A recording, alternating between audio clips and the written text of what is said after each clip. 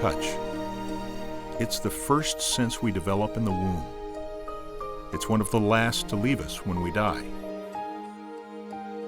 Touch is a universal language, essential to our very existence. We have to have touch. It's as necessary as water or food or air. Touch is more dynamic and more powerful than any other form of communication. I've had your feet. No other sense promotes deeper bonds with those close to us, or is more important to our long-term emotional and physical health. Touch is absolutely essential for human development, including the ability to develop relationships, to be a healthy, competent human being in a social world, to be able to fight off diseases. And touch sets the course and the trajectory for life. It's far more than just touch being pleasurable at the moment of touch, but it is that the touch changes the brain chemistry, and the touch actually changes the way that the brain is active. So there are regions in the brain that become active through touch, and if they're not activated by consistent, loving touch, then there is going to be a set of trajectories that we can follow that will very often include aberrations in behavior. While safe touch promotes a child's well-being and development, the lack of touch or abusive touch can have damaging psychological and social effects. Yes, this is the one from neuroscience. Doctors Karen Purvis and David Cross are making significant gains with these at-risk children at the Institute of Child Development, located on the campus of Texas Christian University. Yeah, you are so good. They use healthy touch to help troubled kids, many of whom have been adopted out of homes or institutions where neglect and abuse were commonplace. They have a very hard time regulating their emotions. It's not okay. They get angry at the drop of a hat, or they become afraid, or they're constantly afraid, and there's no balance in their life.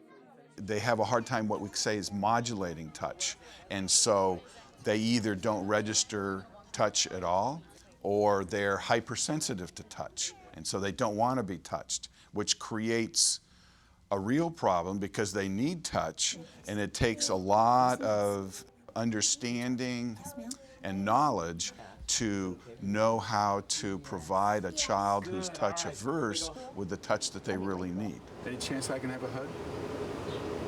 Not today? Okay, maybe on Monday. We see a lot of really interesting things about touch with the children that we serve. For example, when they give a hug around their parent's back, they might be where they move their hands away so they don't touch with an open hand. So they might even turn their hands when they reach their parent to hug. They might give a stiff hug, they might avert their head so that they don't get much touch. Those are children who are touch averse.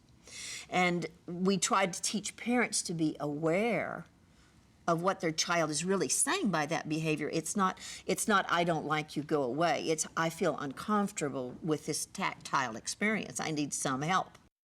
This certificate is awarded to Brendan. We believe that the foundation of our work that we've seen bring healing to children all over the world is that we build relationships of trust. Touch is one of the most important vehicles for building that relationship. When we do our summer camp, we incorporate a lot of touch. It is a sensory-rich environment, and it is a safe environment. So we incorporate touch, for example, holding a child's hand when we talk to them, putting a hand on a child's shoulder when we talk to them, asking the child for a hug. The way that we touch our children in those first days of life, in those first months of life, is a legacy for life. And if we aren't able to touch our child because they're in the NIC unit or because they haven't come home to us if we're going to adopt a child who's older, we still can get them on track. Since the landmark studies of the 50s and 60s, research on touch has exploded. The Touch Research Institute at the University of Miami was born from a startup grant from Johnson & Johnson. Dr. Tiffany Field is director of the institute. Her extensive research is known worldwide, but her interest in the subject sparked from a very personal place. My daughter was born prematurely, and I was concerned about, at that time, there were a lot of babies in incubators, and they, took them a long time to grow and get out of the hospital. And so we got a grant and started to research how to help these babies grow. And we started with having them suck on pacifiers when they're being tube-fed.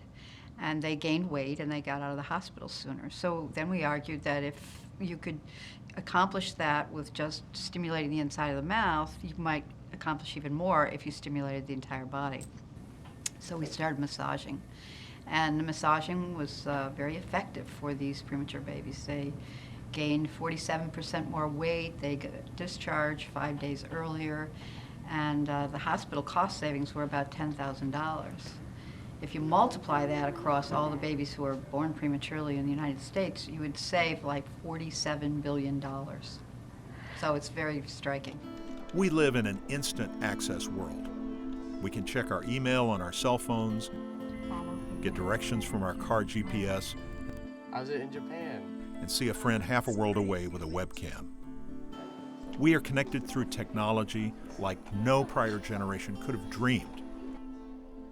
Yet in the process of trying to stay in touch, we risk losing the most important connection, the human connection. Be aware how frequently you touch a child. Be aware that when you touch, to give valuing eye contact with that touch and a smile that says, "You are so amazing." The touch that says, "I'm connected to you and you're safe here with me." Being present, affectionate, warm, valuing, nurturing through touch is a tremendous gift to give to any child.